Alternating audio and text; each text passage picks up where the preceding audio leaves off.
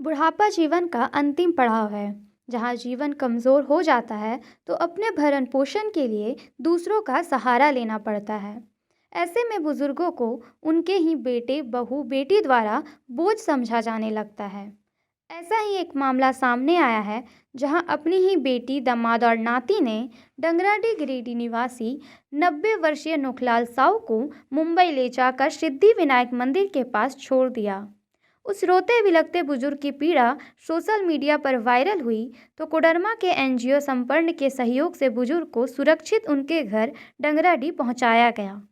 मीडियाकर्मी शिखा वर्मा और अभिनेता नीरज सिंह राजपूत ने बुजुर्ग के साथ एक मार्मिक वीडियो बनाकर सोशल मीडिया पर डाला, जो वायरल हो गया।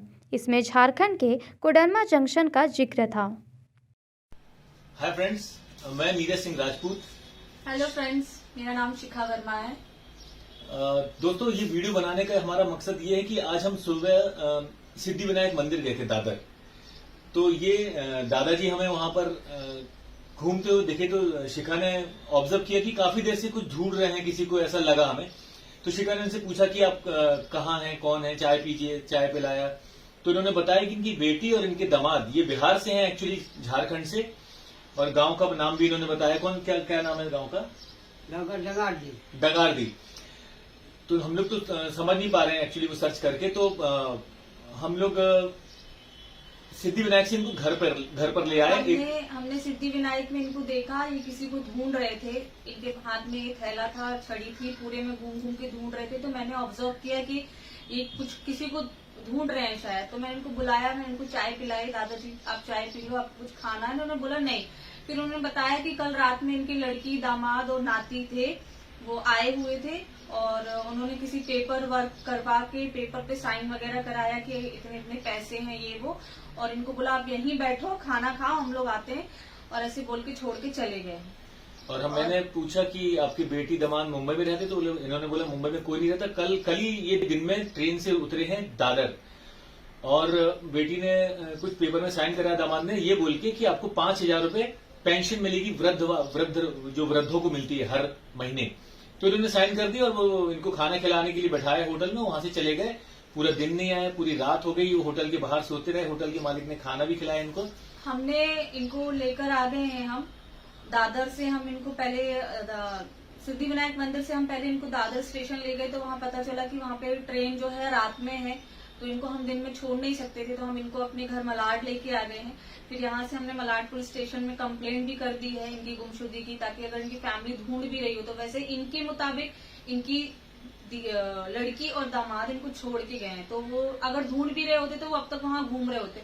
और हमारा वीडियो बनाने का मकसद ये नहीं है कि हमने कुछ काम किया है तो हम आपको वो दिखा रहे हैं। हमारा वीडियो बनाने का मकसद ये है, आप लोगों से रिक्वेस्ट है कि आप इस वीडियो को प्लीज, हाथ जोड़ के आपसे रिक्वेस्ट है कि आप इस वीडियो को प्लीज शेयर कीजिए, जितना ज्यादा हो सके वायरल कर दीजिए, ताकि इनकी जो औलाद है, जो जिन्होंने इनको इतनी तकलीफ दी है, आज ही रात में ट्रेन में बैठ जाएंगे, 2 दिन बाद अपने घर पहुंच जाएंगे, इस सही सलामत घर पे पहुंच जाए और इस वीडियो के जरिए कोई ना कोई इनकी हेल्प के लिए आगे आता रहे।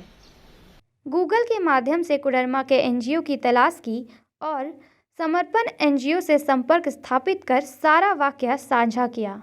संपर्ण के सचिव इंद्रमणि साहू ने बुजुर्ग को कोडरमा भेजने और ट्रेन की जानकारी देने की सलाह दी।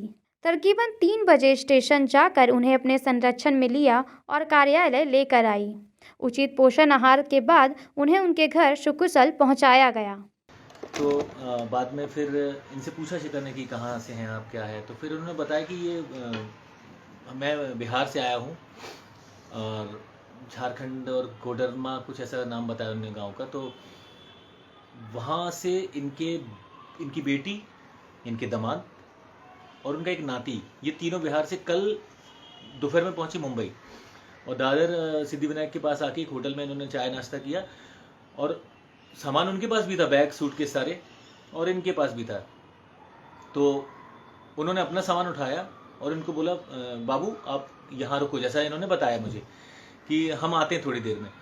तो इनको उधर बैठा के ये नाश्ता कर रहे थे। ये तो बुजुर्ग हैं बेचारे, बुजुर्ग और बच्चा एक ही समान होता है एक्चुअली, ज़्यादा समझ नहीं होती है बुजुर्गों को और बच्चों को। तो वो बैठे रहे बेचारे भोले। कि आएगी मेरी बेटी लेने के लिए मुझे। पूरा दिन बीत गया, रात हो गई, लेकिन वो लेने नहीं आए। तो होटल का मालिक भी बहुत सज्जन था, तो होटल के मालिक ने उन्हें खाना खिलाया, दादा ने बताया मुझे ऐसा। फिर होटल बंद हो गई, तो होटल के बाहर एक फुटपाथ पे पट्टी थी, तो वो पट्टी पे इन्होंने रात गुजारी।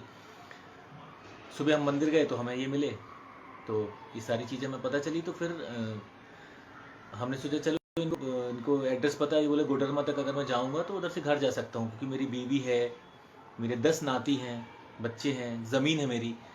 और सबसे बड़ी बात कि इधर पे मुंबई लाने के बाद इनकी बेटी ने और इनके दामाद ने एक पेपर में साइन कराए, ये बोल के कि ये पेपर है, आपको पेंशन मिलेगी हर महीने 5,000 रुपये। तो ये पेपर में वो बोल के साइन करा लिए और साइन करा के वो चले गए। तो जहाँ तक हमें ऐसा लगता, हो सकता है हम गलत भी हो सकते हैं इस जगह पे, हमें लगता है कि शायद कोई ज़मीन के पेपर हों जो उन्होंने साइन करा ली हो अपने नाम पे और इनको छोड़ दिया हो।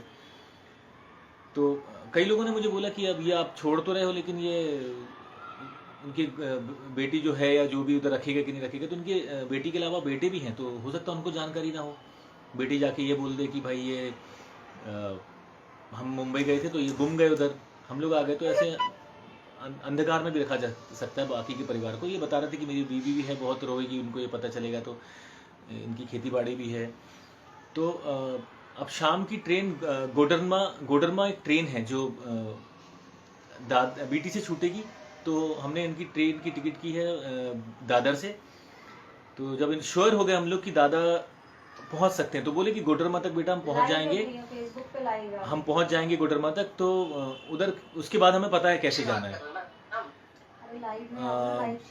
तो वो गोडरमा से बस में बैठ के उधर से उनको ये रूट पता है, तो हमने अपना नंबर दे दिया है इनको, ये पहुंच के हमें फ़ोन करेंगे तो श्योर हो जाएंगे। फिर हमने दादर से लाने के बाद जहां हम रहते हैं उधर के लोकल पुलिस स्टेशन में भी हमने इन्फॉर्म किया, तो उन्होंने सारी डिटेल्स लिखी, हमारा नंबर ले लिया।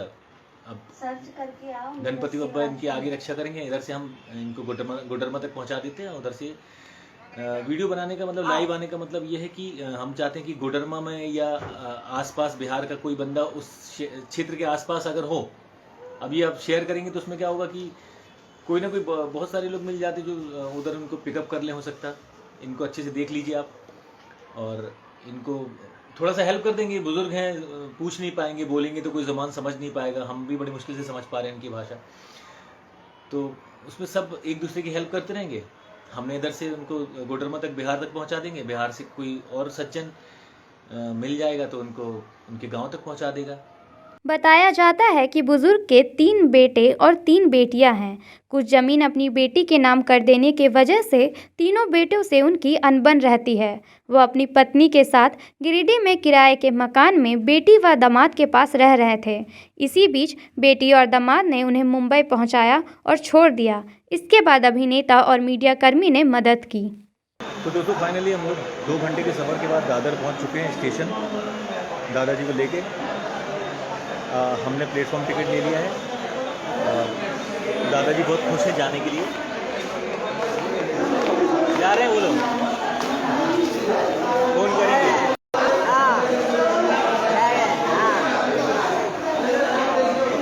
तो बस 10:20 इनकी ट्रेन है। इनको हम बकायदा ट्रेन में इनके बर्थ में बैठाएंगे जो इनका रिजर्वेशन बर्थ है, और टीसी को हम बता भी देंगे कि इनको कहाँ उतारना है। और जो उधर पैसेंजर और बैठे होंगे उनसे भी बात करेंगे कि आप लोग कहाँ तक जा रहे हैं। उनको ज़्यादा को अगर उनकी नींद लग जाए या कुछ हो जाए तो उनको उतार दें उस जगह पे, और जहाँ उतरेंगे उधर से उनको इनके घर का एड्रेस पता है, मतलब वहाँ से इनका ऐसा बोलना है कि बस मिल जाती है तो बस में 40 रुपये लगेगा, उधर से हम घर पहुँच जाएंगे। चलिए ट्रेन में बैठाते हैं फिर इनको।